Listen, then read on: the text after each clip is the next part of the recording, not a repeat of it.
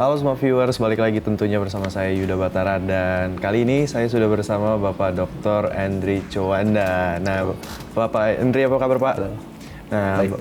Pak Endri ini selaku ketua jurusan dari Game Application and Technology yang ada di BINUS University. Dan juga tadi kita udah banyak ngobrol-ngobrol di belakang ya Pak ya. Bahwasanya ada salah satu project yang menarik untuk kita bahas yaitu tentang VR. Nah, tapi sebelum kita ke project itu Pak, menurut Bapak sih buat para smart viewers nih yang mungkin belum tahu VR itu apa sih Pak? Oke, VR itu jadi gampangnya kan sebenarnya VR itu virtual reality ya. Iya. Jadi dari namanya sudah ketahuan sebenarnya kita tuh itu adalah satu teknologi yang memungkinkan kita untuk membuat dunia secara virtual. Secara virtual. Ya, dan kita bisa berinteraksi di dalamnya. Kira-kira seperti itulah. Kurang lebih itu ya Pak ya. Betul. Nah, tapi menariknya juga virtual reality ini digadang-gadang sebagai salah satu teknologi yang bisa mengubah dunia. Itu anggapan Bapak gimana? Ya, jadi sebenarnya mungkin nggak sampai mengubah banget ya, tapi mengubah cara kita berinteraksi dengan teknologi sebenarnya. Jadi kalau dulu kan kita sebenarnya berinteraksi dengan teknologi hanya menggunakan mouse, keyboard, mungkin handphone dan sebagainya. Nah kali ini kita bisa nih interaksi dengan dunia digital. Oke. Jadi seperti contohnya misalkan kita pengen nih ke Paris gitu ya, tapi mahal sepertinya. Nah kita bisa nih membawa Paris dalam bentuk dunia digital, lalu kita interaksi di dalamnya gitu tanpa harus mengeluarkan uang sebesar itu, kira-kira seperti itu. Oke, jadi ibaratnya mempermudah lebih ke visual yang kita inginkan kita bisa create gitu ya Pak ya. Betul. Dan apa sih sebenarnya dalam penggunaan VR ini yang menjadi kelemahan atau bahkan keuntungan?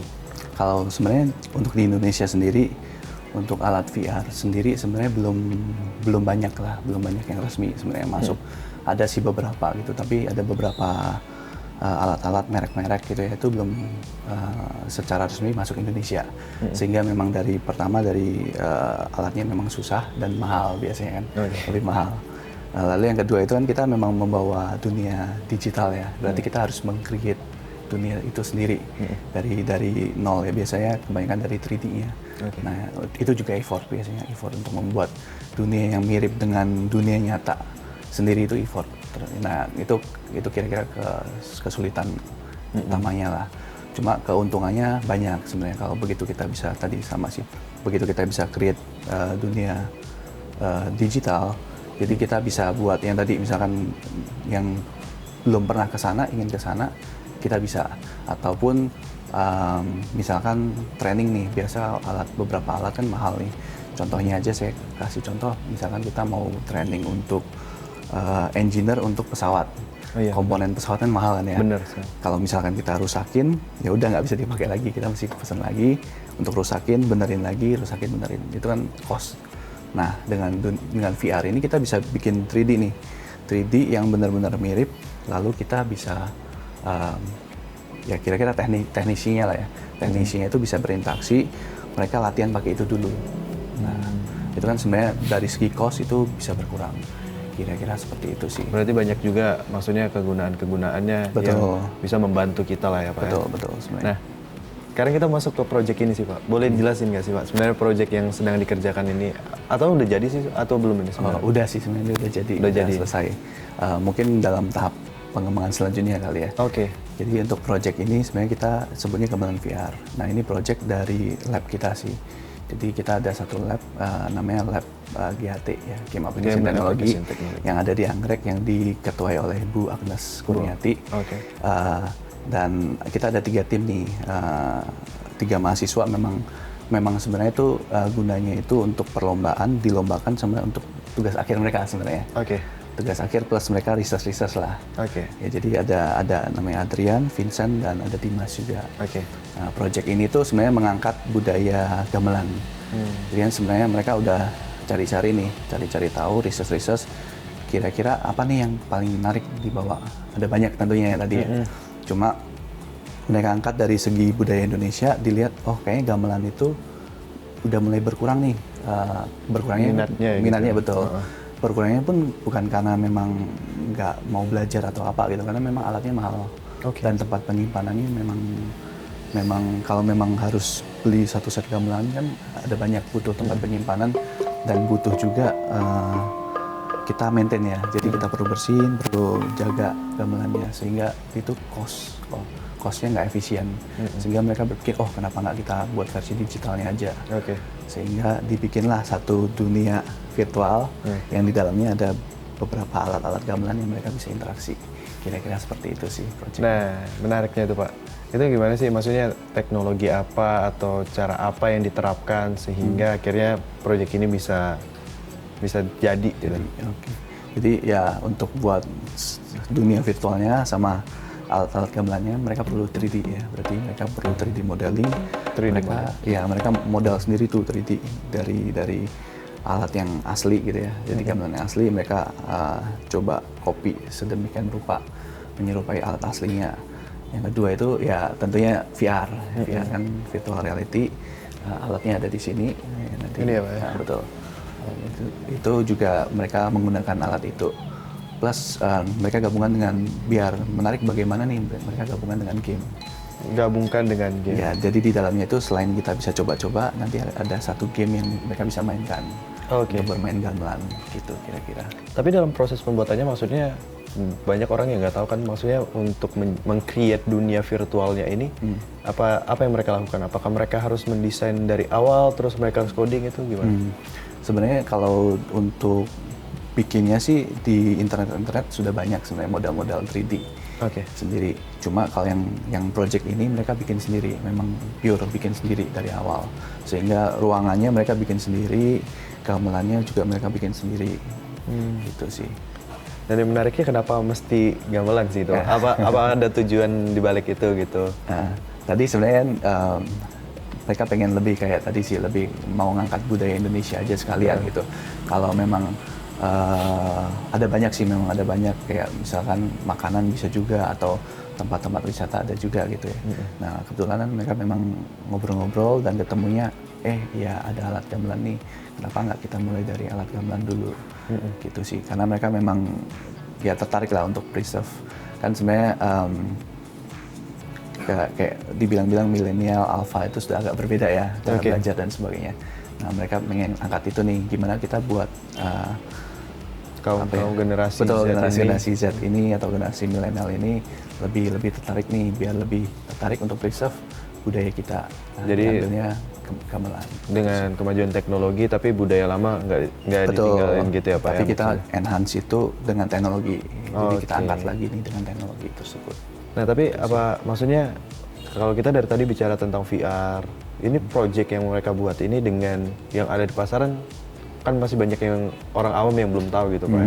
Itu gimana? Ada perbedaan signifikannya nggak sih Pak? Oke, perbedaan signifikan sebenarnya tadi sih, memang kan sekarang ini udah lumayan banyak nih. Nah yang mereka buat itu mereka buat detail sekali, benar-benar detail. Nanti mungkin bisa dilihat. Jadi alat-alatnya pun memang detail secara ukiran dan sebagainya itu mereka preserve benar-benar detail. Gayanya gaya Indonesia, gaya Jawa gitu ya. Note-nya pun mereka memang benar-benar note asli gitu, bunyi juga bunyi asli. Jadi nggak cuma bunyi sembarangan aja, bahkan mereka itu juga ada konsultasi lah dengan expert yang memang expert di gamelan ini gitu. Konsultasi gimana sih harusnya kayak gimana mainnya dan sebagainya, sehingga nggak hanya ya udah buat aja gitu, tapi memang mereka bedanya itu yang mereka preserve tadi keasliannya, originalitasnya gitu sih kira-kira.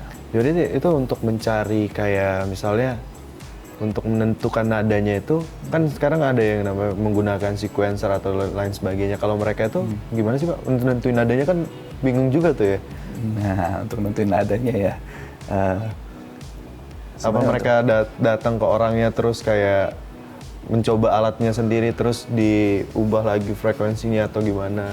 Harusnya sih untuk nadanya sih ada sih, memang sudah ada tersedia sih. Kayak library-nya gitu? Sudah ada tersedia, di pasaran lah sebenarnya udah tersedia gitu. Cuma mereka untuk untuk memvalidasi apakah memang sudah sesuai apa enggak, mereka melakukan testing juga ke orang-orang dan juga menanyakan ke expertnya tadi juga. Kira-kira udah benar belum ini gitu ya Pak? Betul. Nah, tapi kira-kira menurut pandangan Bapak sih, kedepannya VR ini akan seperti apa sih Pak? Apakah akan ada kemungkinan kayak yang mungkin lagi booming itu yang mungkin di Korea yang dia bertemu dengan anaknya. Apakah nanti VR itu akan bisa ada kayak kita bisa ngerasakan bukan cuman secara virtual tapi secara sensitivitasnya juga bisa kita rasakan?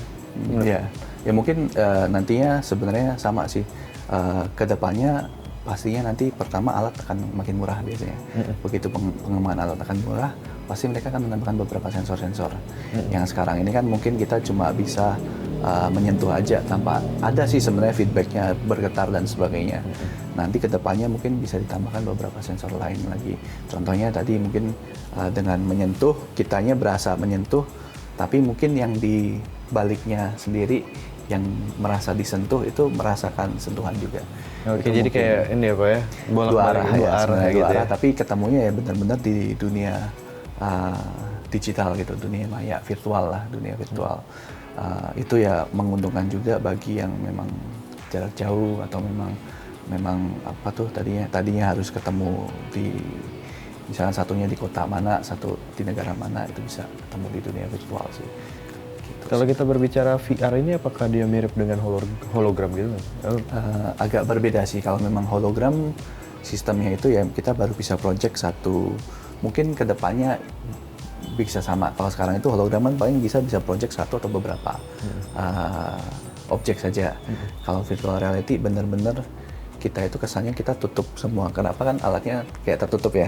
Jadi itu kita tutup semua sensor penglihatan kita, terus kita gantikan dengan virtualnya kita create itu ya Pak. Jadi benar-benar full virtual. Kalau hologram bisa mix biasanya. Bisa tengah-tengah nih misalkan ini ada mejanya meja beneran, terus kita munculin figur siapa, itu bisa.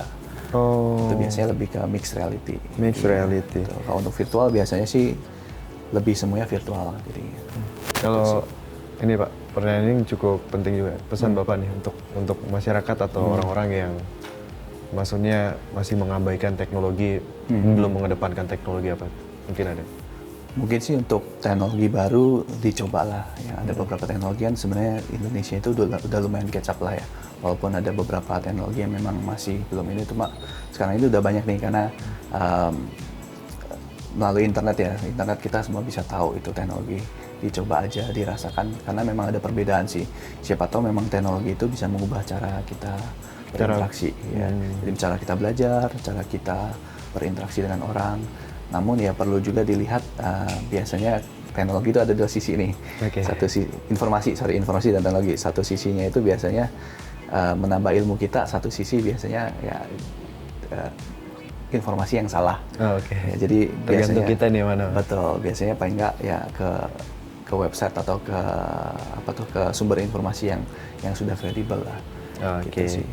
Kira-kira seperti itu. Pak Andrico, terima kasih udah mau bincang-bincang dengan saya, udah pengen bisa menjelaskan ini juga. Nah, smart viewers, nanti tentunya di segmen berikutnya kita akan melakukan tips atau tutorial, jadi tetaplah bersama kami di Lifetime.